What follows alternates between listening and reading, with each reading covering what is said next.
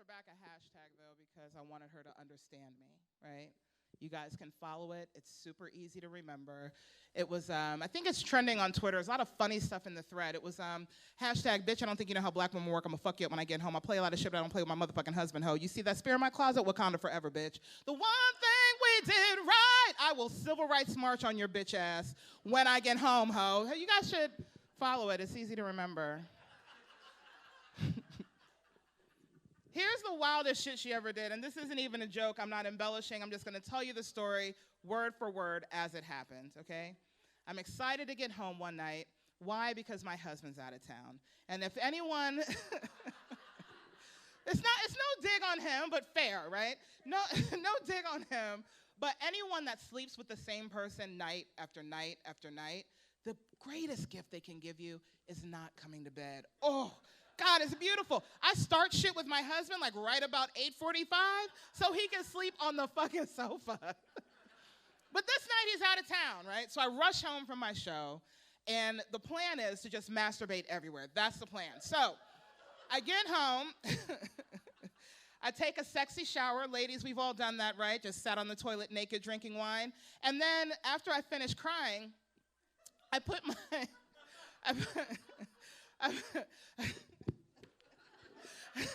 I put on a sexy outfit and I get in bed. This bitch is in my bed, asleep, wearing my Guns N' Roses t-shirt. What? I was like, welcome to the jungle, bitch. We've got fun and games. We've got everything you want. Honey, I know your name, and it's not Franqi French. Get the fuck out my bed, whore. Like, what are you doing? Here's the part where I'm sure I'm going to lose everybody in here, but hopefully you'll stay with me and try to at least have some understanding. Don't judge. But even before the pandemic, she's never paid rent. I know, right? Piece of shit. Not one time. Here's the worst part about it, right? This is the most disrespectful part.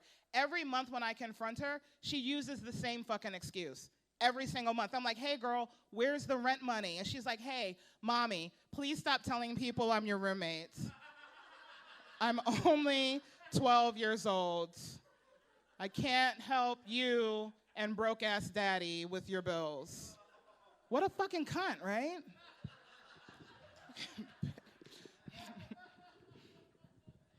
She's a bitch.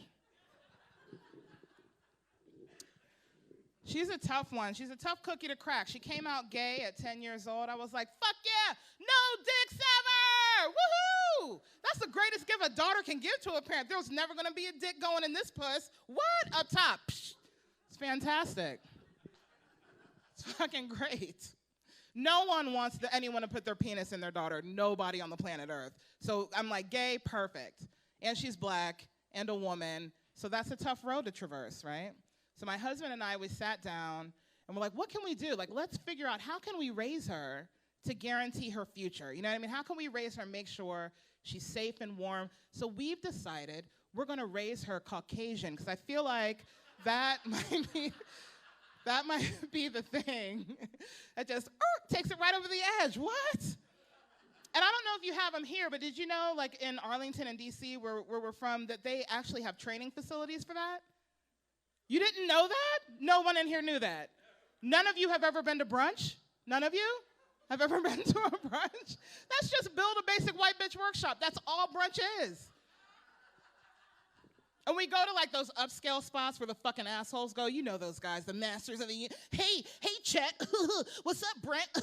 What do you do for a living? I'm a CEO. What do you do? I'm a lobbyist. Let's jerk our dicks together. Okay. You know those guys. You know those fucking assholes. I'm a CEO. See, I can't do shit for myself. Like that fucking guy. You know those guys. And I'll never forget the first time I went to brunch. We take her out to brunch, right? And the first time I get there, the waiter said the most disrespectful thing to me I'd ever heard at a brunch. He looks me in the eye and he says, what would you like to drink? The fuck? Do I look like a goddamn amateur bitch? I want mimosas till your motherfucking arm falls off, whore. Lay me down in the aisle, put a funnel in my face hole, and pour. Wipe my mouth, let me vomit, pour. Flip me over, I don't want to choke on my vomit, pour. If I can't remember how to get home, who gives a fuck? She knows the address, call me a lift.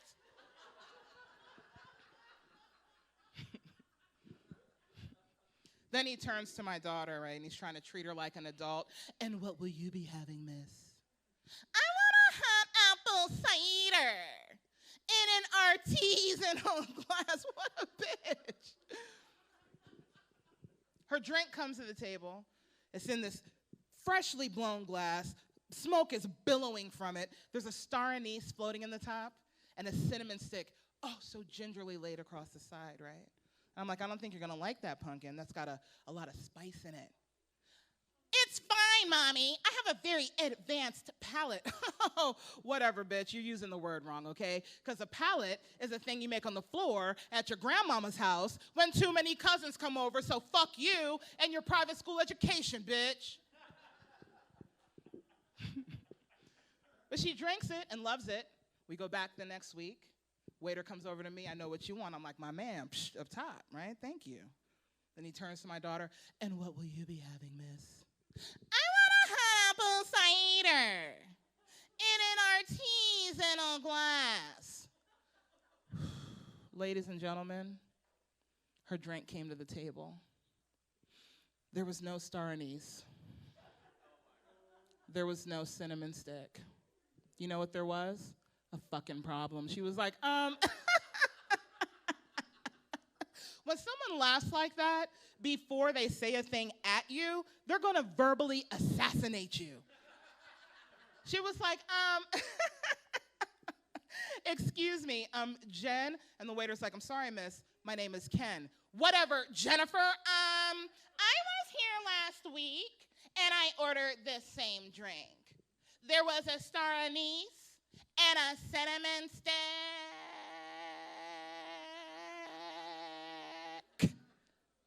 Do you see a star anise? And do you see a cinnamon stick? Do you have a fucking clue? I don't think so. So what I'm gonna need you to do is get a fucking team together, Jen. Get the waiter, get the waitress, get the barback, get the architect that built this piece of shit, and search it from top to goddamn bottom. Find me a star anise and a motherfucking cinnamon stick before I write a goddamn letter. I know. In that moment, I felt the same way that all of you good people are feeling right now. I was like, oh my God. I fucking did it. I did it. She's gonna make an amazing white woman someday. Just fantastic. And tanned all year round? What? That's like the goddess of all white women. It's gonna be amazing. Yeah, she's a piece of shit. Fuck. You know, one of the things I was concerned about in the quarantine was what she was gonna do with herself, right? Because we're all trapped in the house with each other. I'm kidding, I love my family. So I was worried about her, but then once the quarantine hit, we were all trapped. You know what she did? Same shit she was doing before, playing video games, talking to her friends on FaceTime, and sexting with girls. Like, what? Great, perfect. Fan-fucking-tastic, right? But then I started thinking about when I was a kid, I would have died trapped in the house with my parents. You know the only thing to do in my house? It was get abused. Like, fuck that shit. That was my nightmare. It was horrible. But I really kind of wish we could go back to, like, the days of being a kid. That shit was dope. Remember Nanny Nanny Boo Boo? Remember that shit? Nanny Nanny Boo Boo was the fucking shit. Oh, my God, I miss it. I want to use it in my adult life, right? Like, Nanny Nanny Boo Boo, motherfucker? What? Right? That shit is sick. Don't even, like y'all are going to start saying that shit tomorrow. Like, what? Nanny Nanny Boo Boo, bitch? Like, what? That was the shit when you were, like, what, 8, 9 years old, and somebody's like, boo, boo. Right? That was the fucking bomb. And then you could come back to them with stick your head in doo-doo. What? But if you were dealing with an expert, they might fire back with rub it in your tummy and tell me that it's yummy. What? But imagine using that in your regular adult life. Imagine using that, right? You meet a chick, you meet a new girl, you meet a pretty, like, fine little filly, right? And you're like, okay, let's go out dancing, right? You get to the club. She's bad. I'm talking about she's smoking every woman in the place, right? And you're like, yeah, it's my motherfucking girl right here. And then you see her ex. Fuck. Shit's getting cray-cray now, right? And the ex comes up and you're like, yo, homie, that's my girl, bitch. And you just look that motherfucker in the eye like, nanny, nanny, boo-boo, my nigga. Like, stick your head in doo-doo, bitch. Rub it in your tummy and tell me that it's yummy, motherfucker. Come on, girl, let's go. That shit would be amazing. Imagine applying it like if you got pulled over by the police. Like, imagine that shit. You just apply kid rules. I feel like you could escape. Like, let's say you just bought some weed, right? In a town where weed is still illegal, right? And now, and it's that funk, right? It's that fucking fire. So it's wafting all through your car. You can smell it easy. And you get pulled over and you're like, fuck, maybe he won't smell it, right? Maybe, we don't know, let's see. Cop comes to the window, knocks on it, you roll the window down, and he, right in his face, right in his fucking face, waft, right? And he's like, do you know why? Ma'am, is that marijuana I smell? Kid rules. You look that motherfucker in the eye and you go, I'm sorry, officer. Whoever smelt it, dealt it. That's your weed. And you roll the fuck out. You speed the fuck off. That's your shit, man. Whoever smelt it, fucking dealt it. And now you're speeding down the highway, right? And there's not one cop. There's not 2 cops, 3 cops. It's 4 cops, 5 cops, a helicopter. It's a hot pursuit. But you're making it. You're doing like 150. They're barely catching up. You get to your house. Boom. Get out the car. Bam. Run to the doorstep. Get on your steps. You're on base. They can't even fuck with you now. It's a wrap. Fuck the motherfucking popo. You're on base, bitch. What they gonna do?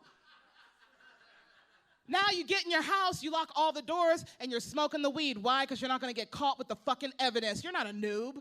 This isn't your first fucking rodeo. Now you're smoking weed, you're eating cake, you're smoking weed, you're fucking your girl. I don't know what's gonna happen, but shit is serious right now. And right when the paranoia hits, you hear the negotiator outside.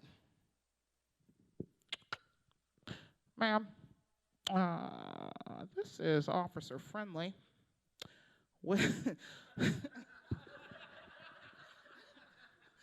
With the West Virginia Police Department, we're gonna need you to bring your black ass out that goddamn house right goddamn now. You are a criminal. You're a menace to society. You are a fugitive from the law. Come out with your hands up. Surrender yourself. Now it's at this moment that I get my megaphone, because you're not gonna out-megaphone me, motherfucker. And I throw up my window, pull back the sash, and I address the officers in my yard. Good people on my front lawn, hear me well and heed my words.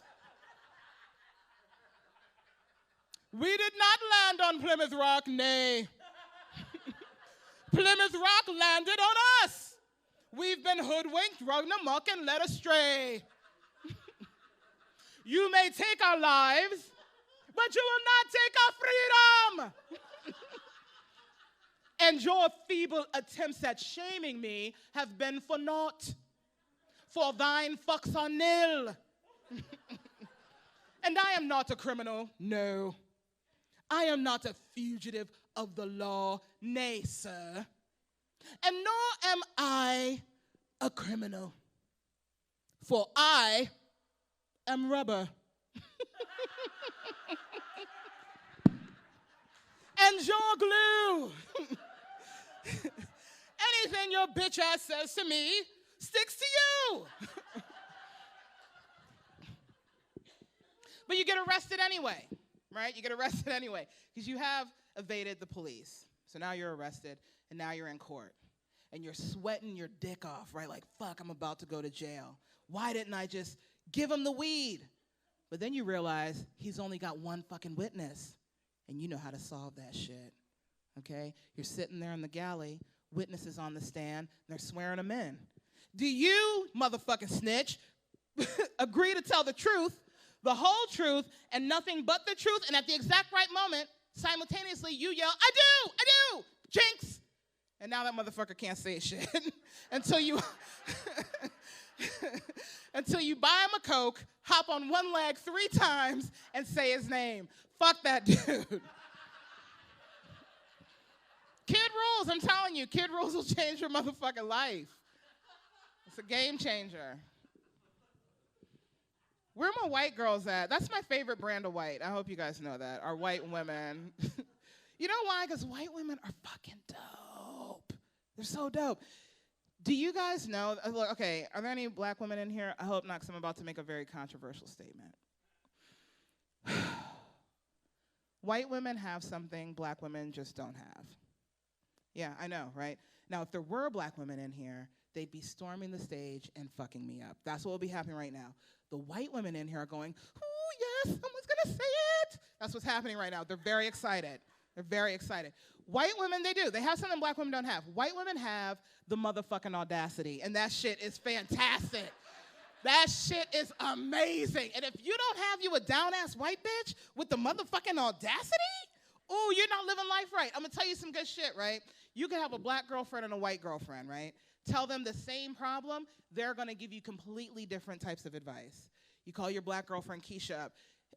All she's going to do, give you some salient advice, make you feel good about yourself, and send you on your way. Hello? Keisha! Keish! I think this motherfucker's cheating on me. Where you at right now, girl? Where you at right now? No, don't hang up on me. Where you at right now? Get in the mirror. No, get in the mirror while I'm on the phone. Don't hang up. Get in the mirror. Look at yourself. You see yourself? You are fine. You are fly. You are everything in life. You are motherfucking beautiful. You don't need that motherfucker. Fuck that nigga, okay? Let me tell you something about yourself, okay? Get the Beyonce Lemonade album. Put it on. Listen to it for 8 to 6 weeks and from 8 a.m. till 5 p.m. every day, Monday through Friday. And on alternate Sundays and Wednesdays. When you're not listening to that, you want to put on the WAP album and just pop your pussy in the mirror. It's going to be fine. Get your spear. Wakanda forever, bitch. The one thing we did right. We're going to civil rights march on this problem. You're going to be fine. I'm going to holler at you tomorrow. Click and I'm out. That's it. That's all Keisha's going to give you. Not Jennifer. Totally different response from Jennifer. Why? Because Jen has the motherfucking audacity. Oh, my God, Jen. I think this motherfucker is cheating on me. What the fuck did you just say? What the fuck did you just say? Fuck that shit, bitch. I'm going to call Jenna, a Becca, 2 Mirandas, and a Marissa, and we are going to his motherfucking house. I don't give a fuck. I'm going to beat his ass. Oh, his mom's there? His mother's there? Fuck that whore. I'm going to fuck her up, too. I don't give a shit. Oh, you think his fucking kids are there? I hate those ugly little motherfuckers. I will fuck them up, too. I don't give a shit. Fuck his fucking kids and his mom. Oh, his dad's there? Yeah, I might fuck his dad, but fuck everybody else. I don't give a shit. His dad is kind of hot. Oh, you think I should be scared? What? Wait, what? He's going to call the cops on me? Well, surprise! I'm going to call the police on myself. You guys are fucking amazing. Here's another reason why I love my white homegirl. So here's the thing. This is not a joke. I'm not making this name up. It's going to sound like I am. One of my best friends is a blonde bombshell. I'm talking about like tits, ass, no waist, blonde hair down to there, like just hot as fuck, right? Her name, no joke, is Jennifer Beaver. I'm not kidding. I'm not that funny. I couldn't make that up. This is literally her name. And I love Jen because on any random like Tuesday night, like 11:30, midnight, I can get this phone call from Jen. Hello? Bitch, what the fuck are you doing right now? It's 11:30 on a Tuesday, Jen. I was gonna take some Xanax, drink some wine, and go to sleep. Fuck that shit, bitch. We are going out, and we're gonna get white girl wasted. That sounds dope, Jen, but I gotta get black girl up for work tomorrow, so I feel like, no. Plus, I'm kind of broke. Pause. Jen's gonna say the 3 magic words. It's on me. Bitch, I'm already at the bar. I'm like 5 shots in. How do I spell Beaver? Because the bartender said he'll start your tab for us. You have PayPal or a credit card? I can go ahead and put that down. And then Jen shows up. and she has been pre-gaming. And she doesn't give a fuck how packed the bar is. It could be wall to wall, elbow to elbow. Jen doesn't care. She doesn't care about you. She doesn't care about your friends. All she cares about is getting from the front door to the motherfucking bar. For what? Shot, shot, shot, shot, shot, shots. And she comes in like gangbusters. Poof. Pardon me, excuse me, pardon me. Don't fucking touch me. Excuse me. Bartender.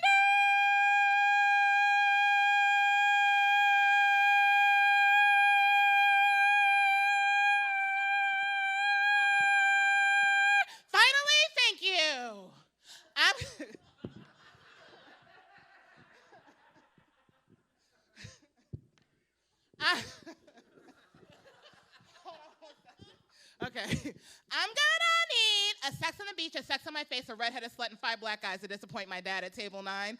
I don't even care about the drink order. I'm just like, bitch, how do you know the table number's in here? Like, what are you doing with your Tuesday nights? But then it's time to go, and Jen is a motherfucking soldier. She's gonna take one for the team. Franqi. Shh, Franqi, shh, Franqi, shh. Why do drunk people shush you when you're not saying anything? Why do they do that? Land your plane, Jen. What do you want? Franqi, fuck Lyft and fuck Uber. I don't want to motherfucking drive, bitch. Better you than me. Let's get in the car. Let's go, right? Now we're in the car. We're not doing well, but we're making it. And we're swerving a little bit, and I'm like, we're 2 blocks from my house. We made it. We made it. Oh, shit, we made it. Then I hear, woo-woo, son of a bitch. We are not making it. And Jen's like, Franqi, shh, Franqi, shh. And I'm like, Jen, you can see me, right? Because the police are involved, and what I'm gonna do is be quiet as fuck, okay?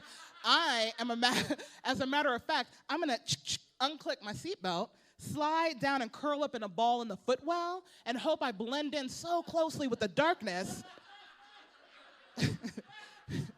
that this cop never even knows I'm in here during your traffic stop. Now the cop comes to the window, and Jen is answering questions he hasn't asked yet. Your Honor, first the fuck of all, I love you.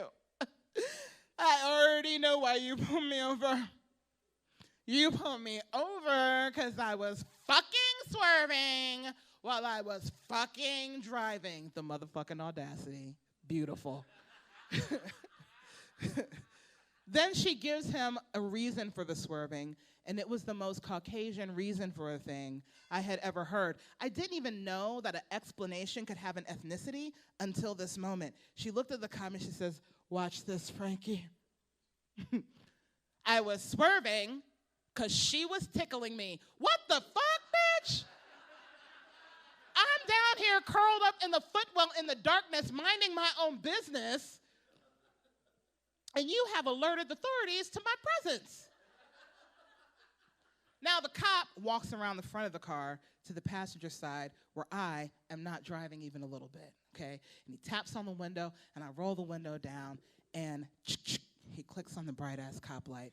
Now here's something that most of you won't know.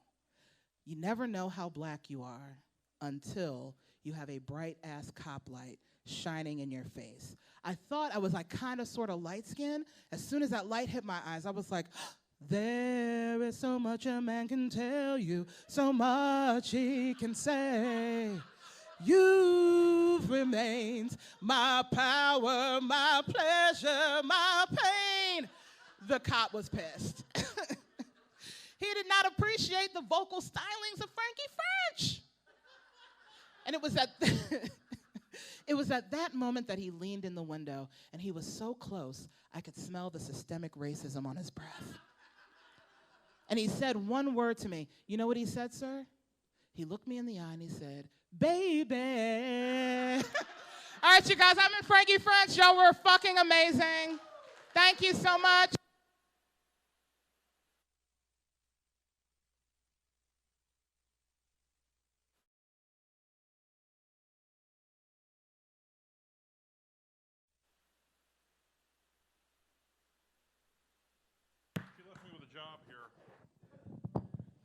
All right, there we are. You guys having a good time? How great was that, huh? Big thank you to Franqi French. There we go. All right, so here's an interactive game for all of you. Include whoever's just looking at their fucking phone while we're performing up here. I'm not naming any names. Oh, it dimmed.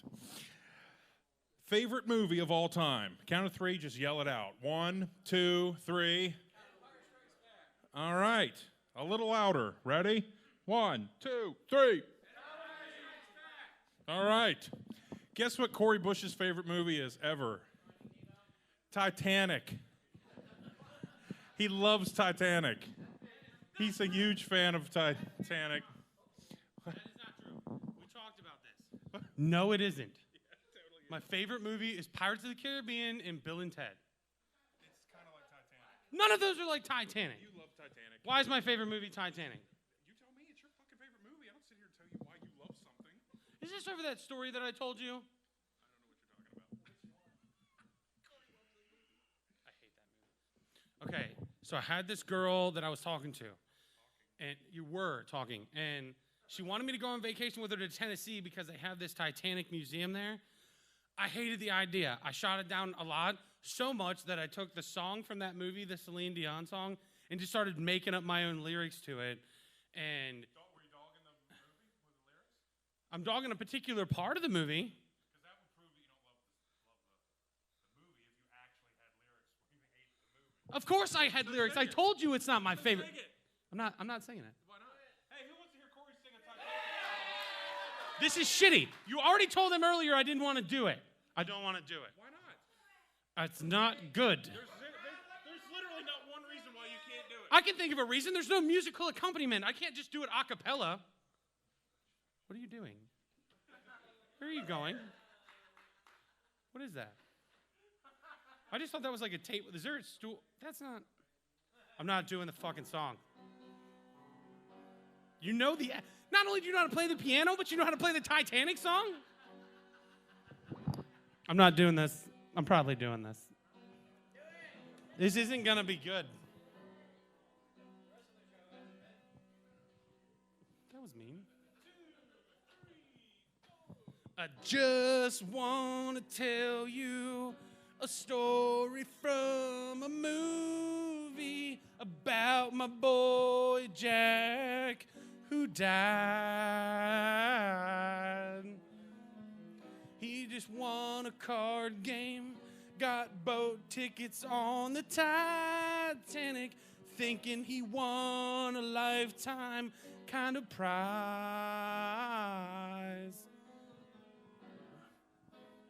I can't believe you know how to play this.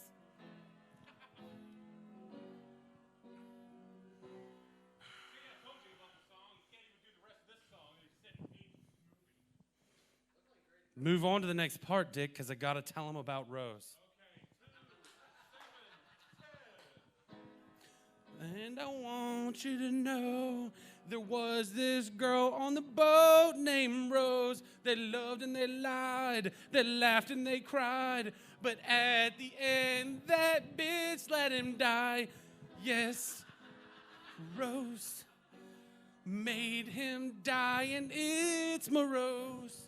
I looked it up, and that door can float. Check the science. At least 3 or 4 people could fit. Why the fuck did Jack become fish poo? Rose?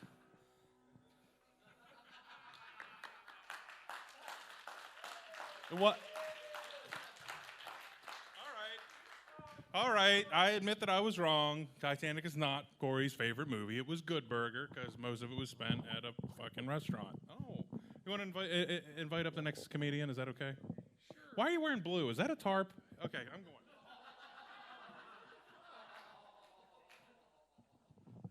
I just want to know that some bitch never key changed to the chorus. I had other lines and he screwed it up on purpose, okay? This is bullshit. But I love you guys, so I'm going to introduce your next comedian. Like Franqi French, she is another rose among the thorns, another lady here to visit you this evening. Miss Jennifer Cassidy, come on down.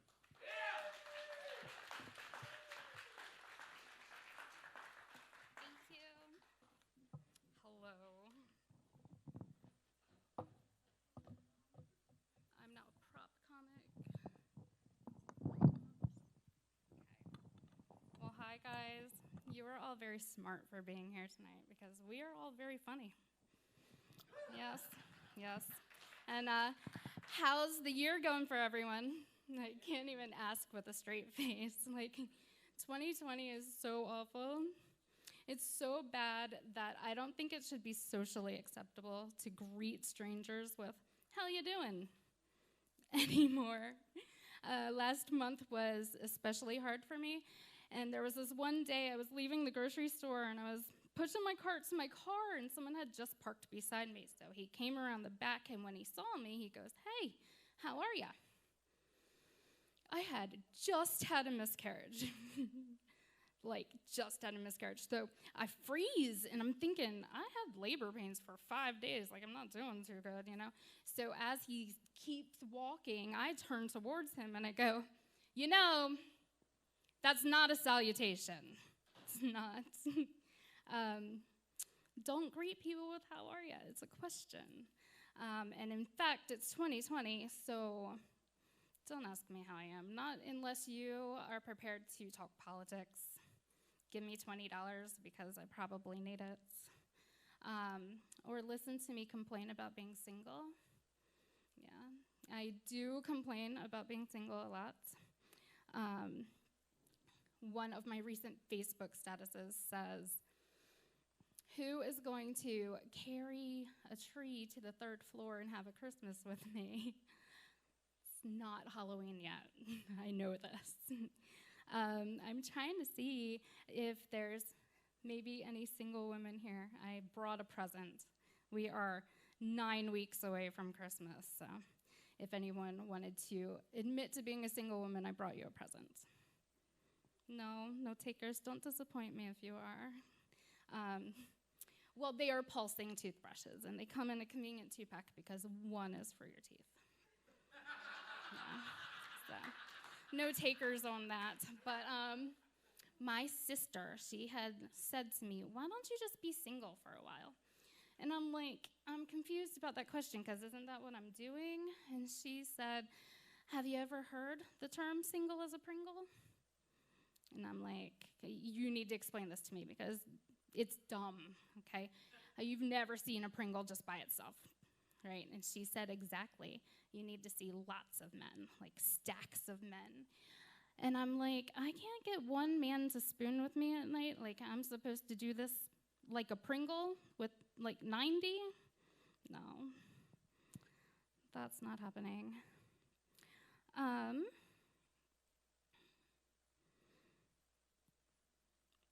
Totally forgot. 2020 is totally messing with me. So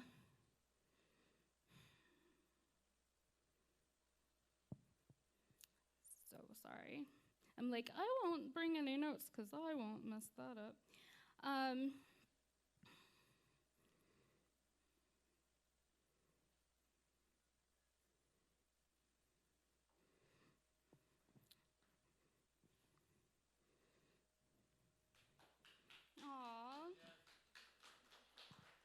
Single as a Pringle.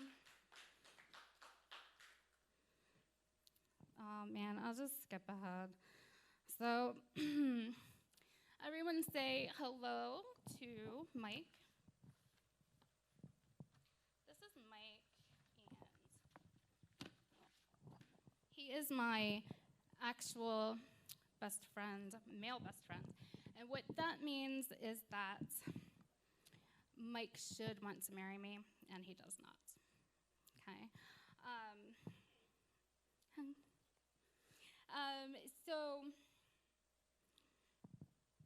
But I have permission to use his head. Okay? Yeah. So, he has agreed to be the likeness of a Tinder date, right? So, I'm on Tinder, I'm on a date, like, so on Tinder, you said that you enjoy hiking. That's good. Gonna be a hike to get over my fupa. The view is really nice from the summit, though, of Mount Fupa. Yeah, you are gonna need some rappelling gear to get down from there. Yeah, and well, never mind. Have you ever been splunking? It's can get tight. Yeah. So speaking of tight vaginas, I do believe that may be a fallacy. The whole tight vagina thing. Well, vaginas matter. They do. And I totally, I totally like messed this all up. But let me explain to you that back in January, a comic had posted,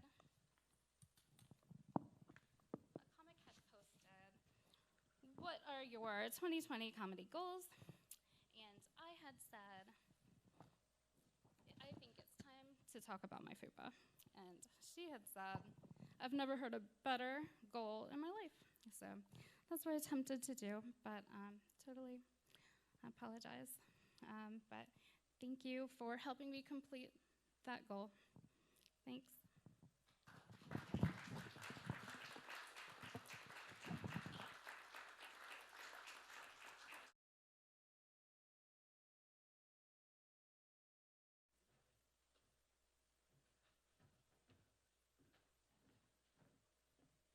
That's right. This is a fucking co-hosting gig, so Tate doesn't get to go every time, and I don't have to sing every time. It's ridiculous. What do you want from me, man? The only thing I know, like I said earlier, one of my favorite movies is Bill and Ted. The only thing I know is that weird Kiss song from the end of the first movie, "God Gave Rock and Roll to You." And since I can't do the guitar solo, it's not going to be as much fun as it was in the movie, so I can't really give you what you want, and I'm tired of you persecuting me for things. But I'm going to bring you a new idea, a new bedroom idea. So I've heard here and there about people using food items in the bedroom. And yeah, obviously I'm the guy to talk about that, let's face it. But most things I hear about are sweets, you know, whipped cream, chocolate sauce, something like that.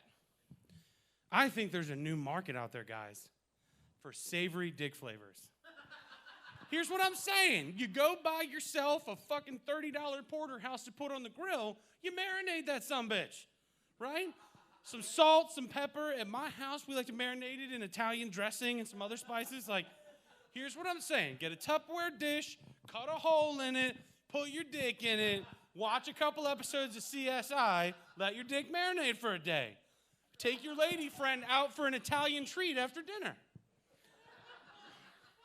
All I'm saying is not every girl wants chocolate and ice cream, okay? Some girls want dick and Italian dressing.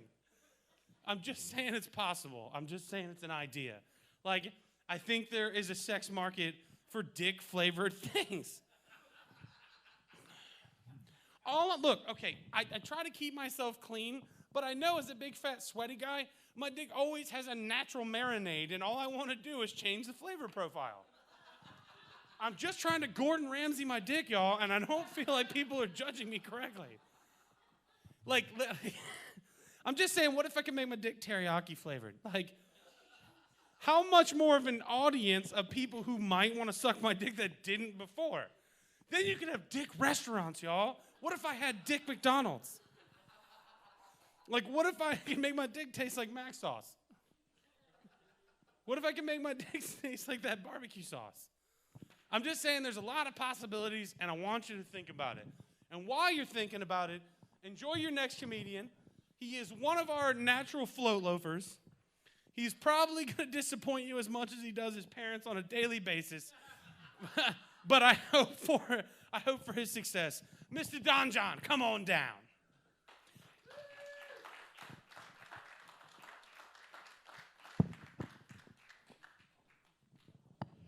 Thank you, Cory. I'm glad you were able to take a break in the middle of your shift of delivering pizza for Domino's to be here tonight. Seriously, how great was that gay-ass Bert and Ernie moment that he and Tate had up here a few minutes ago? Cory Bush is literally what would happen if the cheap cologne section of Walmart took physical form. Like, I've never met a human being who actually leaves a snail trail of aftershave everywhere he goes. So we're getting a little close to Halloween, which means we're starting to see those PSAs about how parents need to check their kids' candy. Although I suppose this year we're checking it for different reasons. I imagine we're lifting up that little flap on the wrapper looking for the words made in China. Is it going to be COVID or meth? We don't really know. But we see those PSAs every year, and I always thought they were really silly because, let's be honest here, who's wasting perfectly good drugs on children?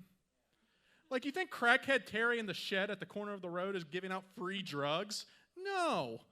I fucking hate children, and I think it's way more satisfying just to give them actual candy and watch them develop diabetes while I get high. If anything, when I was a kid, I always got pissed that my candy didn't have drugs in it. Because, like, I grew up in a town that was so small and white that a restaurant called the Atries was considered ethnic food. Needless to say, there weren't that many extracurricular activities. So scoring some good shit with my candy really would have taken the edge off. Come on, man, I know I'm 12, but give your boy a bump. This time of year, I also always see around Halloween the same post being shared on social media. It's always like a picture of like a dark staircase with like a creepy shadow, or a picture of like a really old rundown house, and it says, "Would you stay here for 24 hours for like $1 million or something like that?" And you always see people commenting like, "Oh God, no, absolutely not." Come on, people. You act like you've never seen a crackhead before. People in Flint, Michigan have been living in houses like this for the past 10 years. $1 million? For $1 million, I would not only stay the night, I would buy the house, flip it, get my own HGTV show where I travel the country, flip haunted houses, call it This Old Haunt, do that for a couple years, get some serious money, brand recognition, take that, run for president. Actually make this country great again. My running mate? Crackhead Terry. We're going to bring it full circle. We're also getting close to the holiday season, which is always a weird time of year for me because, you know, this is going to be another holiday season that I will, unfortunately, be spending without my mom. She's not dead or anything. She's just a fucking bitch. Like, does anybody else here have a mom who's a fucking bitch, or am I the only one in therapy right now? Like, let me give you guys an idea of how much of a fucking bitch my mom is.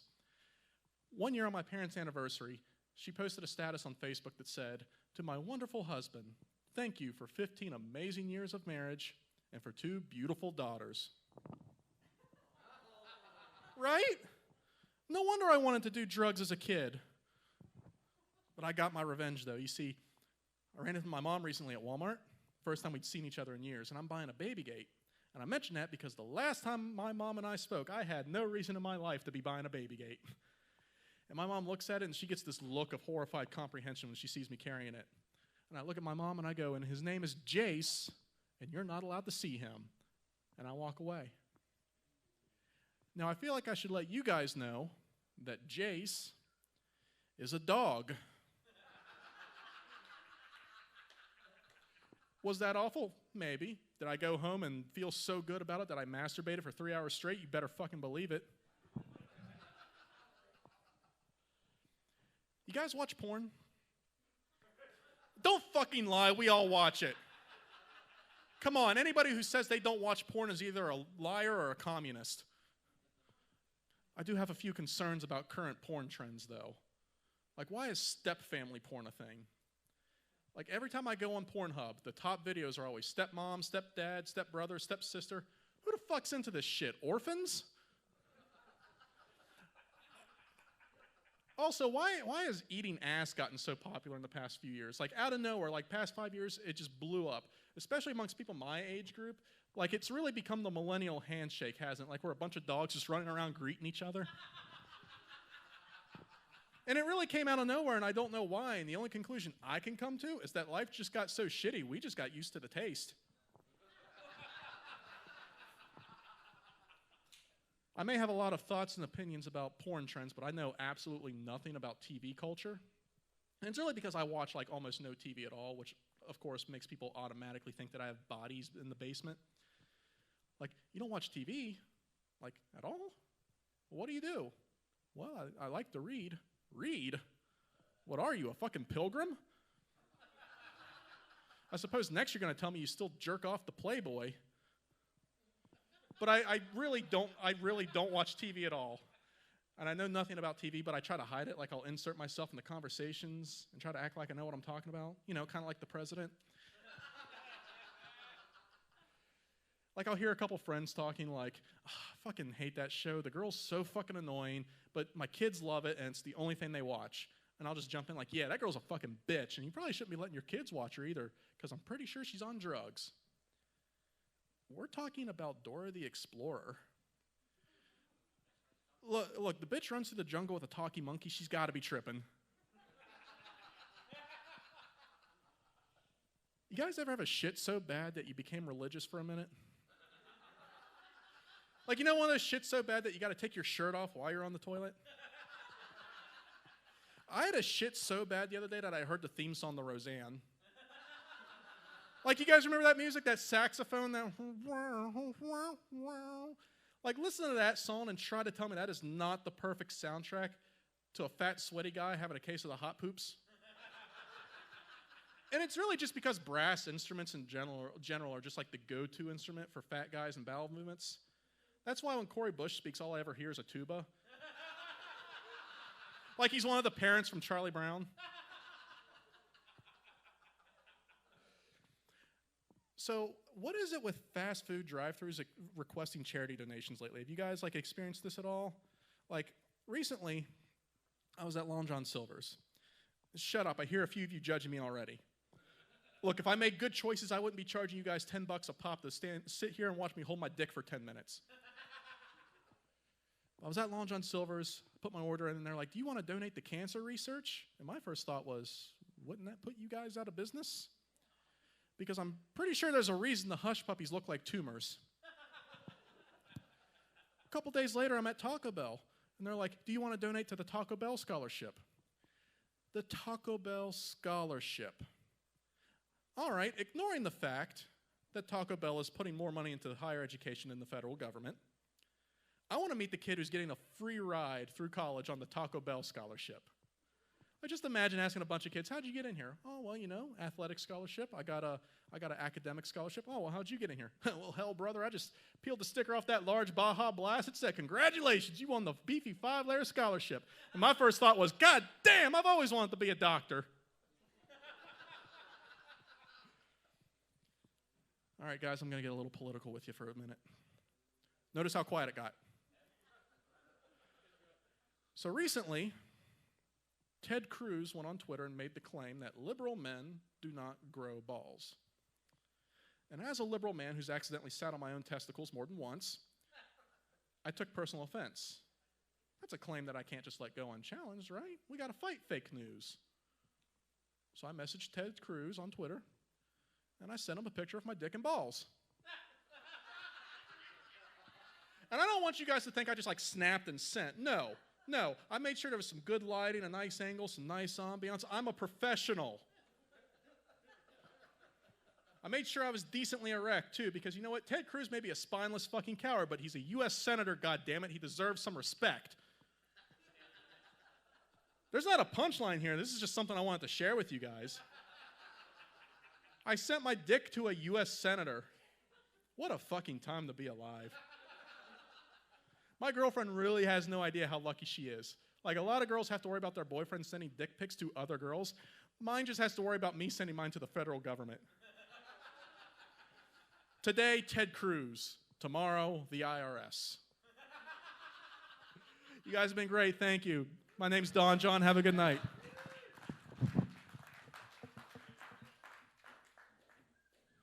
Let's hear it for Don John. Cory and I heard a few things that Don John had to say at the beginning of his set, so I was thinking he's like Hulk Hogan's illegitimate brother, Bill Hogan. He's like 3 years away from a fucking skullet. Did you see that shit? No, but seriously, he looks like Joe Biden's special middle school cousin. Oh, that's hurtful. No, wait, okay, I got a better one.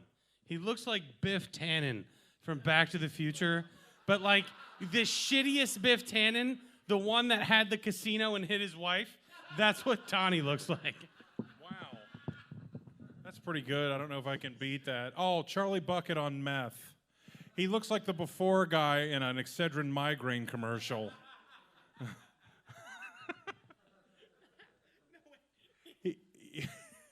He looks like a slightly better adjusted Buffalo Bill from Silence of the Lambs.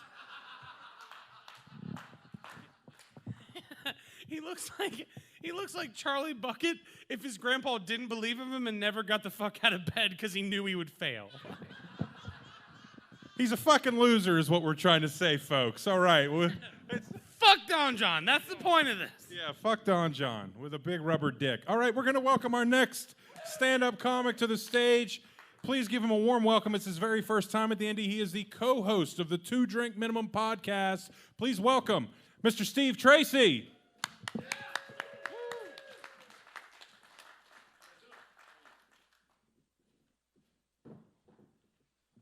How we doing, Indy on the Main? I'm happy to be here. I'm from Baltimore. Boo. Dude, I heard you guys just had a stabbing the other night that was pretty bad, right? So I just want to say thanks for making me feel at home. Y'all got some really big bugs out here. We were almost late to the show because we hit a dragonfly. Luckily, it happened right in front of one of those D&D mechanics, and the guy could sell us a new front end.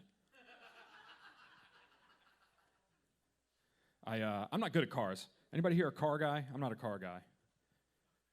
No? My people. Yeah, I suck at mechanics. Took my car to the mechanic, and I was like, hey, just here for my checkup. And the guy was like, cool. I can tell you're going to need a whole new set of doors. One time I went to the mechanic, and I took in my 2016 Ford Fusion, and they gave me back a 2014 Ford Focus. And I didn't realize for 3 days. Until one of my friends was like, hey, did you get a new car? And I was like, I don't think so. You guys are fun. I'm not good at a lot of things, is my point. I just graduated from college, which is cool. You don't need to do all that. It's more than my family did. I just graduated from college. I'm 28. Graduated from high school 10 years ago. Doing this thing where I shoot for one achievement a decade. It's going pretty good. By the time I'm 38, I'm pretty sure I'll have a bank account. When I was in college, though, people had a lot of wacky ideas and theories. I saw this girl wearing a shirt that said, I heart female orgasms.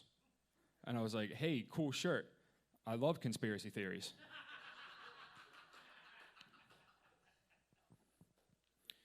Yeah, I had to get out of there. I'm not good at college. I was in the Army. I wasn't good at that either. I was a really bad soldier, terrible soldier. I killed 7 people. I never got deployed.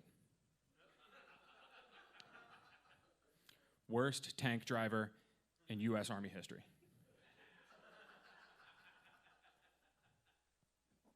No one ever taught me how to back it up.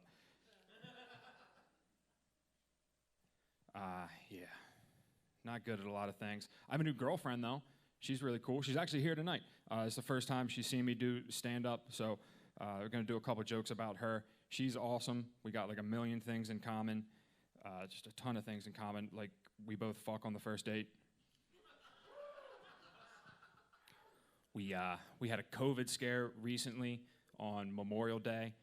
Me and my roommates, we had a little gathering in the backyard, and the next day, one of our guests tested positive for COVID. So I had to call up the new lady friend and be like, hey, look, I know this isn't the disease we thought I was going to give you. But we got to go to the doctor.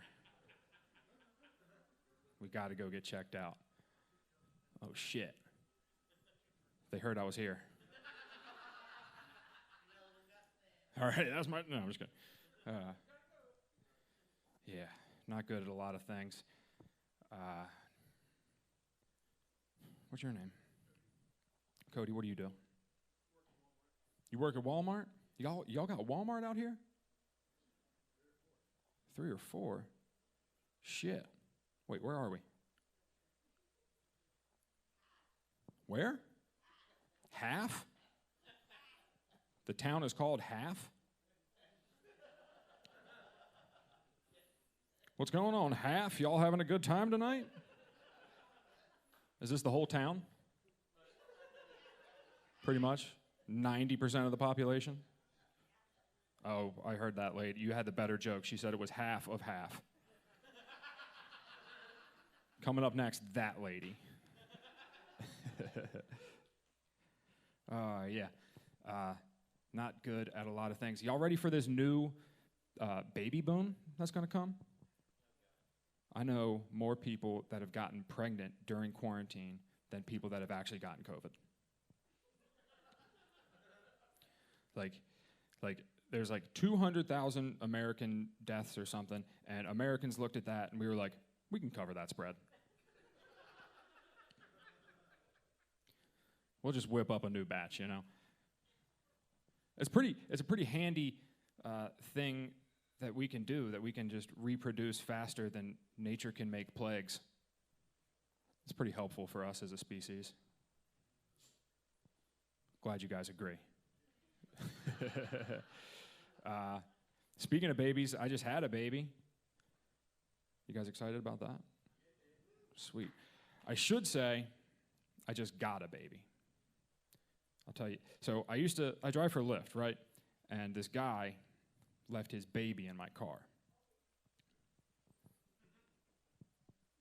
And so I pick the guy up, right? He's got the baby, puts him in the back seat. We're going to go pick up his daughter at the school. We get to the school, he gets out, he leaves the baby in the car, and I'm like, what do I do with this baby? And so I'm trying to make friends with the baby, right? And the baby's like, I don't know this guy, I want my daddy, and he keeps saying, I want my daddy, and I'm like, I want your daddy too, because I feel weird. I try telling him a joke to cheer him up. I'm like, hey, did you hear the one about the cat named Curiosity?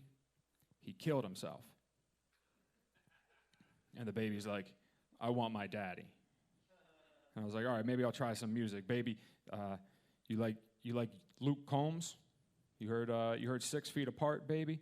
And I played that for him. He's like, I want my daddy. And I was like, baby, you don't fuck with Luke Holmes?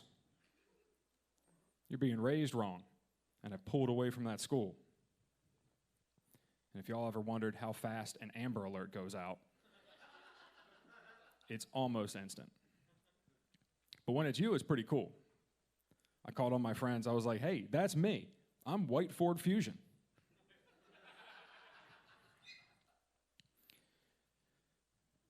Called up my mom. I was like, Ma, we made it. We didn't make it. The baby's doing good, though. I named him Dwayne. He told me his name was Wayne. He's come around on Luke Combs. He knows all the words to Beer Never Broke My Heart. It's going pretty good. It's going pretty good. Dude, this lady is straight asleep. Sorry, I've just never seen that before. How you doing, man? Welcome back. You having a good time? You don't like my baby story?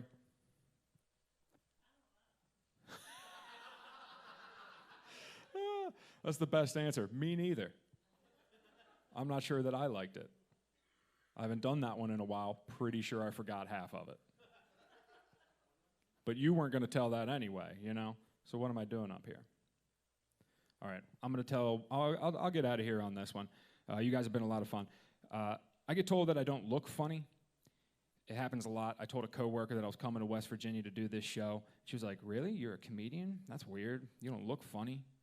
And I was like, okay, Sharnice, what are you doing this weekend? She was like, I'm hanging out with my babies, my little kids. And I was like, oh, really? You're a mother? That's weird. You don't look fertile. All right, hey, thank you guys. Give it up for your host, Tate.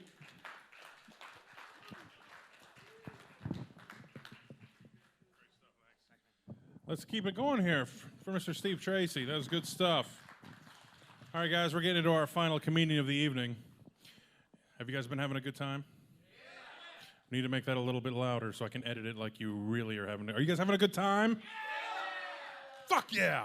Yeah, I want to thank all of you for real for coming out and supporting the show, especially during these trying times and whatnot. You guys are still here. You're making it happen, keeping us rolling in and allowing Cory and I to grab hilarious people from up and down the East Coast to come in. And so just a big round of applause for you guys. Thanks so much for doing that for us. I want to tell you my personal favorite movie of all time, and that was, I probably talked about it before, was Coming to America. You remember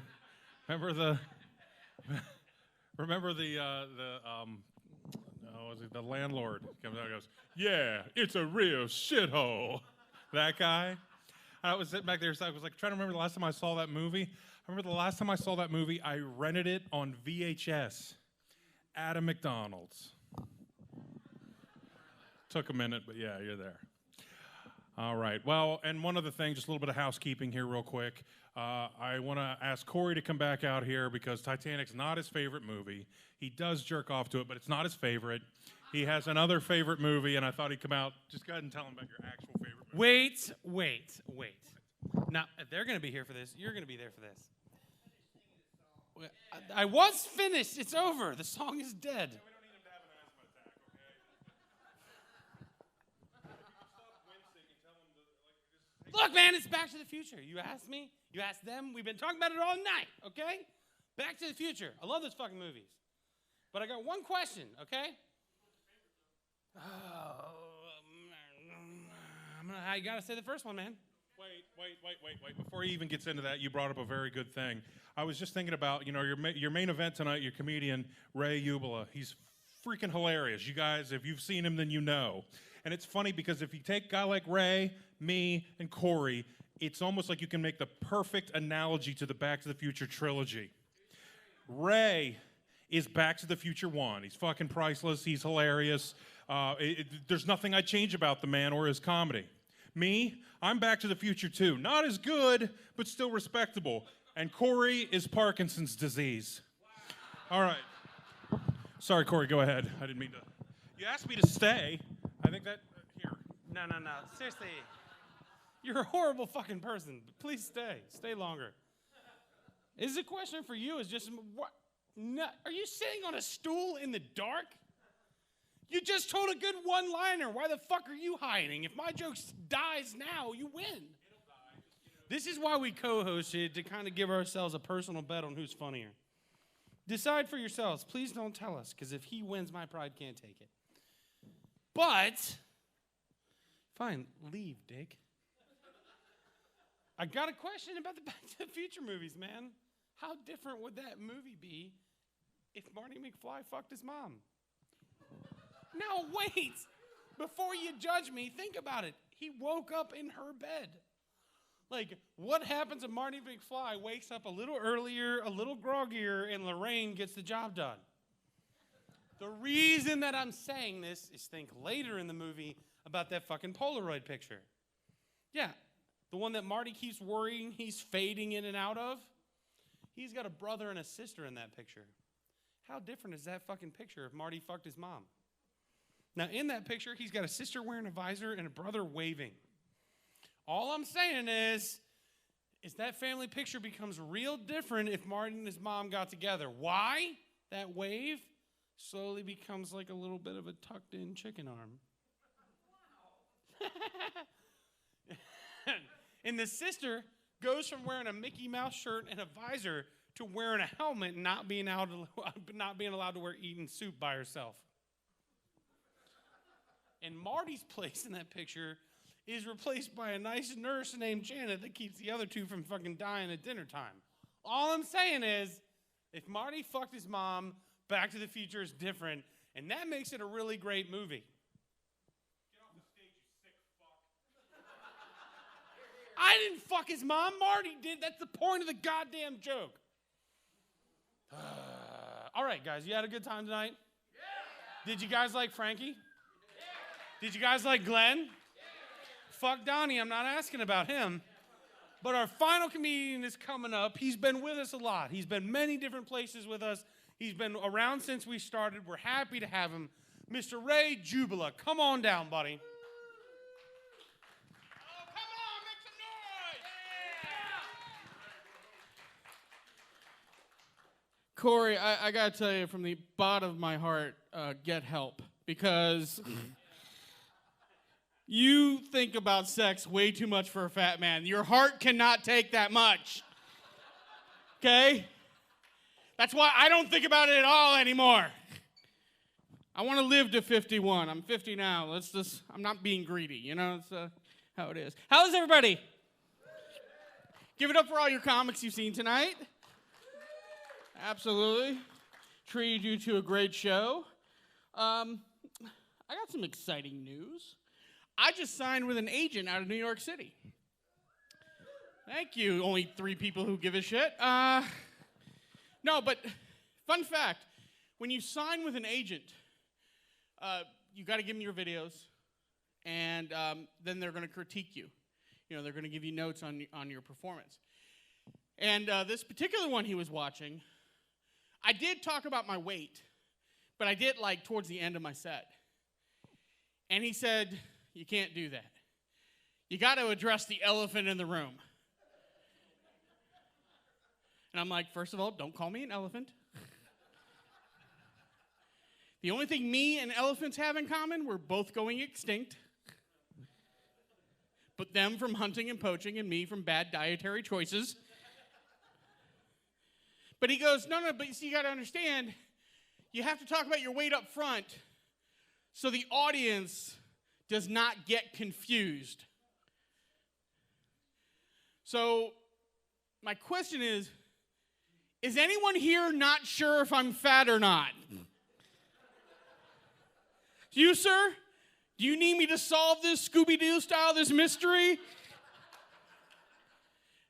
I mean, no, you're not seeing 2 people. I'm one person, I swear to God. There's only You're the worst plant I've ever put in the audience, sir. I'm sorry. Shit, if you want to give me money, I'll take it. I'm a busted-ass comic, yeah. I'll be your comedy whore. Let's do it, all right? Shit, you don't have to ask me twice. I don't know. Like, it's tough being fat. It really is. Yeah. Because, people want to come up to me. You'd be amazed how many people want to come up to me and tell me how fat I am. Like, I don't know. They're like, Ray, I'm sorry, but you're really fat. And I'm like, I know. I also live in the 3D universe. I haven't seen my feet in years. And they're like, no, but then they cover up, they go, no, see, I only tell you that because you're high risk for COVID. You're high risk for COVID. And my answer to that is this, that COVID needs to get to the back of the line. I challenge you to look at me and tell me what I'm not high risk for. Diabetes, heart disease, burning down Chick-fil-A because they're fucking closed on Sundays. All of that. And they also insinuate like I'm not healthy. I actually do go to the doctor. I do get checkups. And I just had one, and I got some test results done, and those test results came back perfect. Seriously, all of my blood work, sodium level, cholesterol, everything came back perfect. I was shocked. Yeah.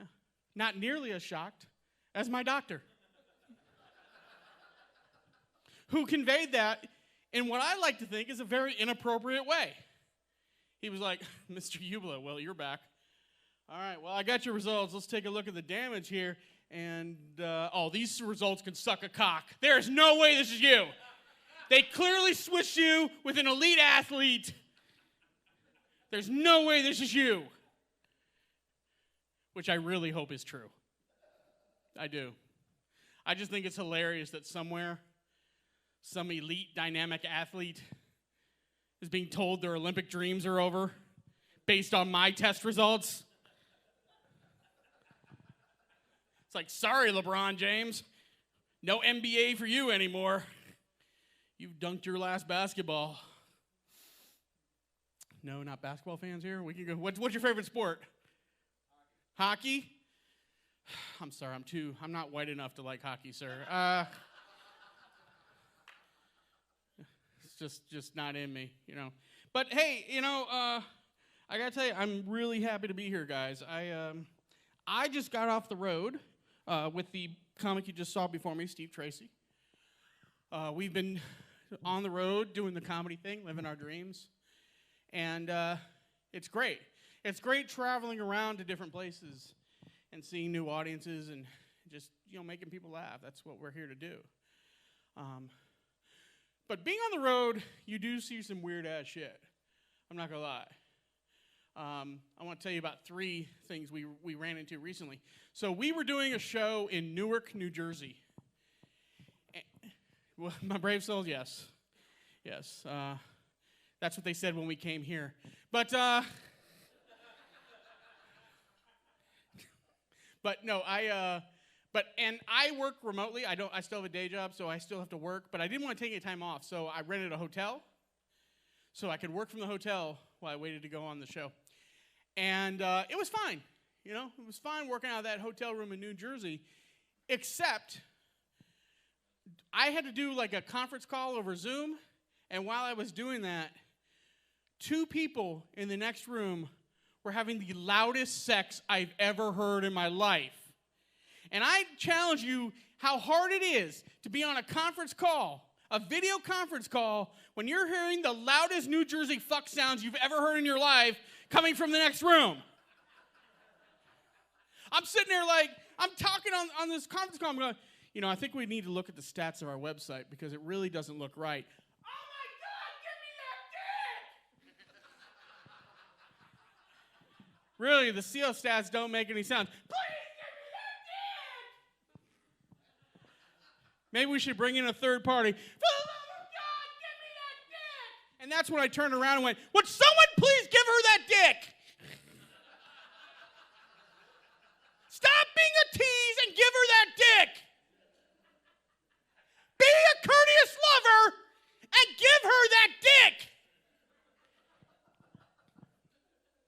And then I realized I didn't put the Zoom call on mute first. So they were like, Ray, what exactly do you mean by give her that dick?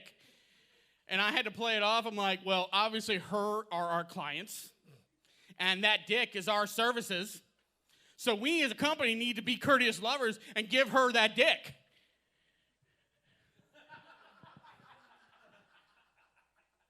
So I'm unemployed, and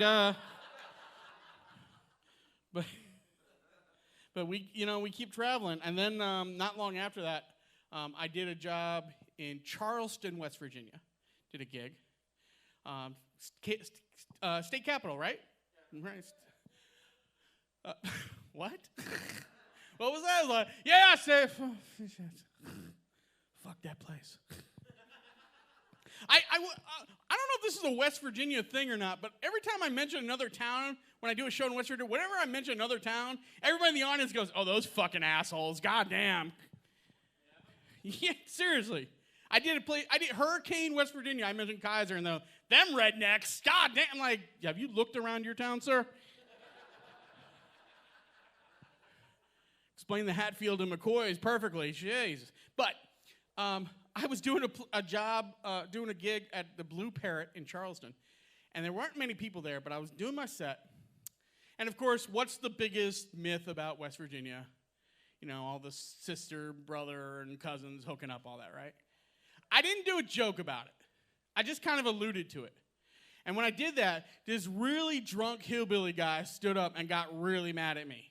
And he was like, hey, Mr. Funny Man, let me tell you something. That's some bullshit right there. I'm going to tell you right now that right here in the great state of West Virginia, we ain't got no problem with that because they passed a law that said you want to marry that little girl, then you got to bring her down to the courthouse. You got to prove she's your kid. Yeah, bitch, I want another beer. You got to prove that girl that she is not your kid, and that's how it is, and you full shit.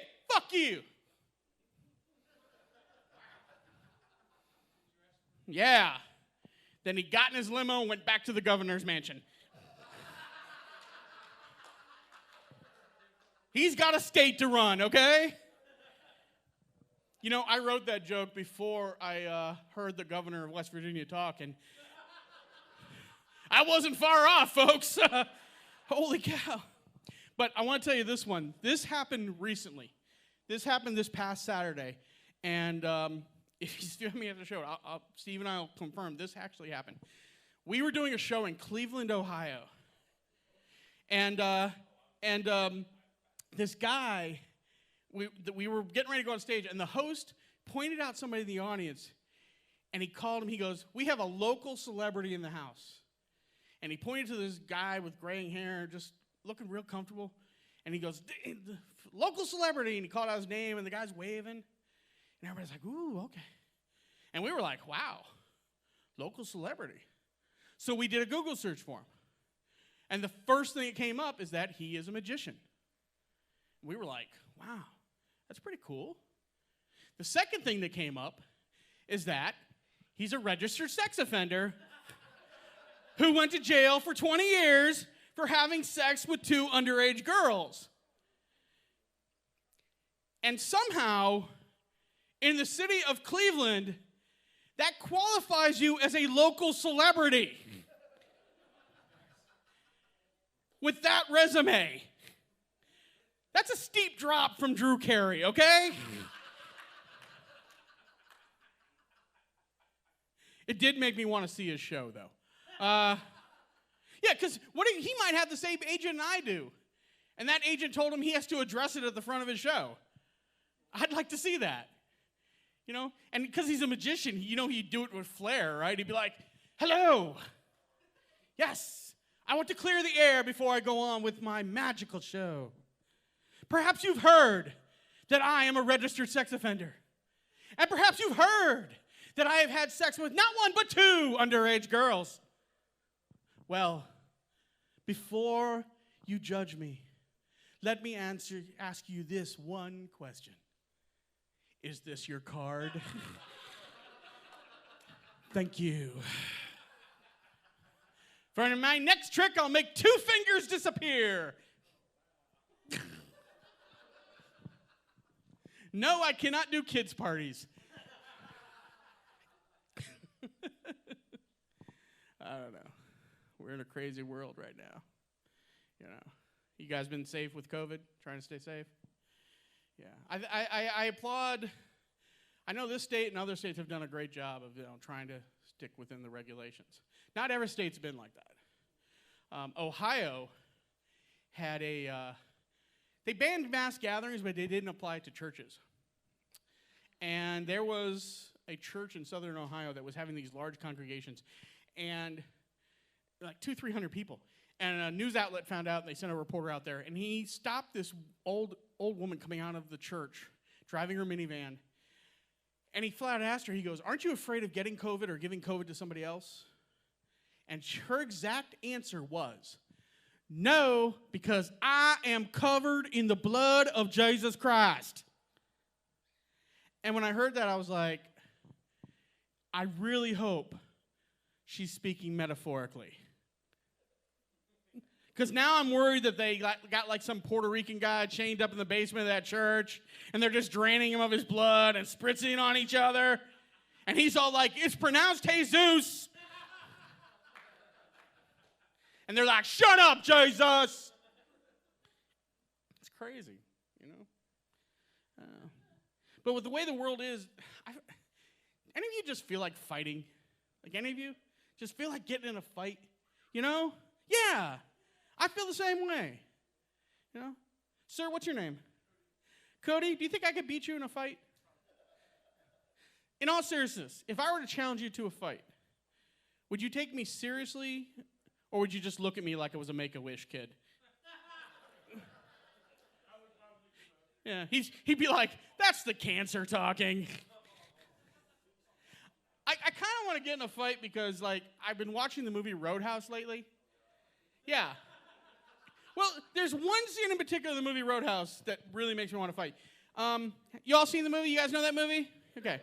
So there's a scene where Patrick Swayze is fighting the lead tough guy by a river. Okay? And in the middle of this fight, for some reason, the tough guy looks at Patrick Swayze and he goes, "I used to fuck guys like you in prison." And I know it was meant to be like a tough guy thing to say, but I actually think maybe he was just fishing. You know, because, like, you got to remember this scene. Swayze is shirtless, oiled up for some reason, and he's wearing the tightest pair of sweatpants you've ever seen in your life.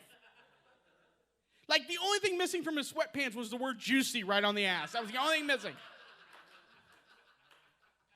So I think, like, he thought he could say, I used to fuck guys like you in prison. I think he thought Swayze would be like, no way, me too. What are we doing fighting by this river? Let's go up to my place and settle this like two guys forced to shower with one another. That's how it is. But I kind of, hearing that, I kind of want to use that in a fight now. You know, spoiler alert, Cody. But I don't, maybe not even like a physical altercation. Like maybe like a good argument, you know? Like what if I'd shown up here tonight and I see Tate and Cory, and I'm like, hey guys, I'm here, and they're like, yeah, Ray, we got bad news. We're overbooked and we can't put you up tonight. I'm like, dude, I drove all the way here from Maryland. Like, we know, but shit's all out of crazy. We can't put you up tonight. I'm like, this ain't cool, guys. I drove all this way. And they're like, hey, don't mess with us. We've had a rough night. You can go to hell. We don't care what you think. And I'm like, hey, I used to fuck guys like you in prison. And it worked. I'm on stage right now. So, you know, I don't know what I have to do when I get off stage, but, you know, we'll deal with that when we get there. I want to leave you. Yeah, you know, well, you know, I'm glad you believe in yourself, sir. That's, finally, it's nice to know we met the town whore.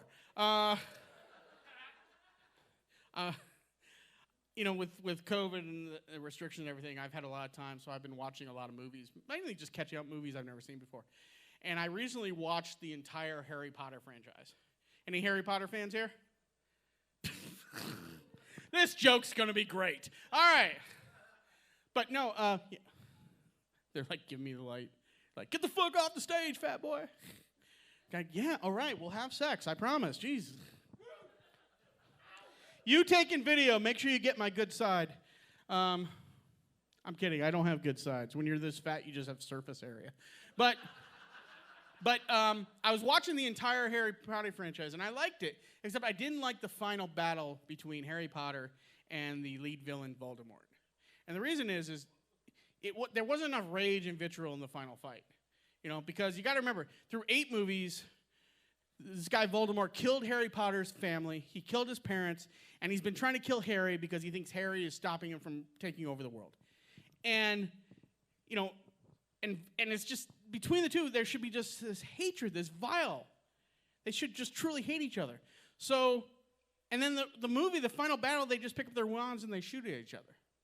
If I had done the movie, here's how it would have happened. They still would have picked up their wands, okay? And they still would have went to shoot each other, except there would have been this dialogue. It would have been Harry Potter going, Voldemort, you murdered my parents.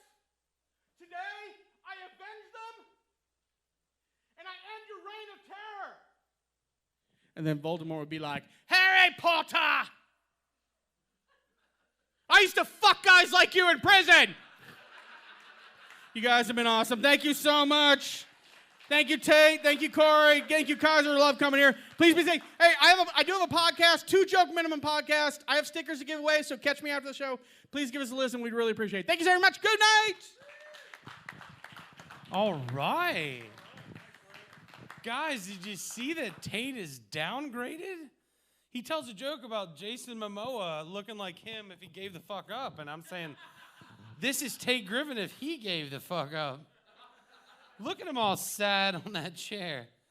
God, you got like Goodwill feet right now.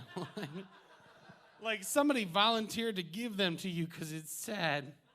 Why is your big toe trying to escape the rest of your foot? Why the hell did you dress up with a button-up shirt that you never buttoned up and shoes you never put on? He was just like, I want you to know that it's fun and I care about you, but not enough. You're like all our wonderful foster children. We just want to damage you enough so that you're interesting people.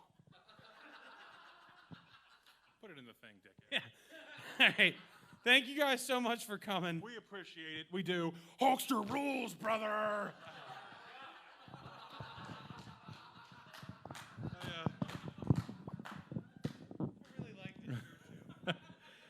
Did Cory look like every gas station attendant you ever fucking saw? Like, got these like flip chapeau insolence of youth sunglasses on. Let us all know. Turn his hat around. Look at this hat. He was wearing this hat in 2001 when he was paying me and my brother for autographs.